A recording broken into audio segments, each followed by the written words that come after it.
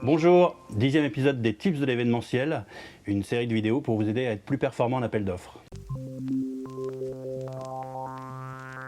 Souvent, quand on fait une présentation client, quand on présente la partie logistique, on explique pourquoi, on explique évidemment quelle destination on préconise, mais on explique aussi pourquoi on n'a pas retenu telle destination, tel site. Et souvent, on a un grand tableau, parfois interminable, avec tous les sites qu'on n'a pas retenus pour plein de raisons. Parce que c'est trop distant par rapport au souhait du client pour le voyage, parce qu'il n'y a pas la capacité, parce qu'il n'y a pas la disponibilité sur les dates, parce que le lieu est trop ostentatoire ou pas suffisamment qualitatif, au contraire. Bref, il peut y avoir plein de raisons, mais en tout cas, on explique au client pourquoi on ne préconise pas tel ou tel site qui aurait pu, sur le papier, convenir.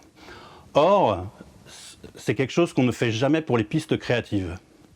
C'est-à-dire qu'en général, on présente sa piste créative principale, mais on n'explique pas les pistes créatives qui auraient été évidentes, ou en tout cas qui nous sont venues au cours de la réflexion, et qu'on a écartées. Or, si on les a écartées, on a des bonnes raisons. C'est-à-dire qu'on se dit soit c'est pas pertinent pour telle ou telle raison, soit on se dit c'est trop évident, voilà, il peut y avoir plein de raisons.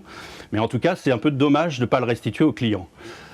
Notamment, il y a certains briefs dans lesquels le client suggère lui-même des pistes, ou alors il y a une actualité très forte du client.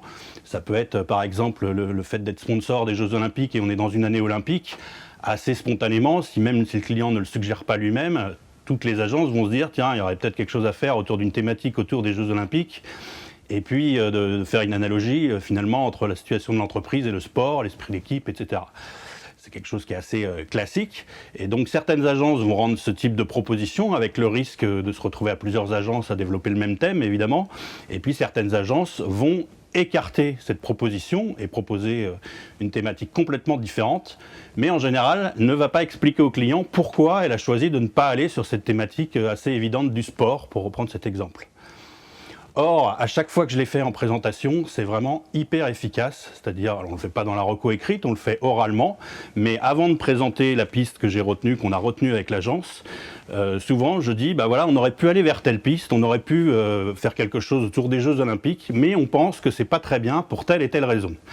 Et là, quand on fait ça, je l'ai fait souvent ça fonctionne, c'est-à-dire qu'on voit quand on a touché juste, c'est-à-dire que ça fait vraiment... Je sens la balle que je viens de mettre dans le pied d'une agence concurrente qui a présenté justement la piste dont je suis en train de dire du mal. Ça se voit très facilement parce que les clients soit sourient ou commencent à rigoler quand vous racontez ça, ou alors ils commencent à chuchoter entre eux. Bref, on sent qu'on a touché un truc qu'on leur a présenté et vous êtes en train évidemment de développer des contre-arguments pour expliquer pourquoi c'est une mauvaise piste. En procédant comme ça, au minimum, vous avez mis le doute dans la tête du client sur la pertinence justement des pistes que vous avez écartées et que d'autres agences, elles, ont présentées. Et du coup, bah, évidemment, vous savonnez la planche parce que le client va se dire tiens, est-ce que c'est une si bonne idée que ça, finalement, de développer cette piste? Donc forcément, vous renforcez vos propres chances de remporter l'appel d'offres. Voilà, c'est tout pour aujourd'hui. Merci de m'avoir suivi. Abonnez-vous à la chaîne si ce n'est pas déjà fait. Et puis je vous dis à bientôt pour une prochaine vidéo.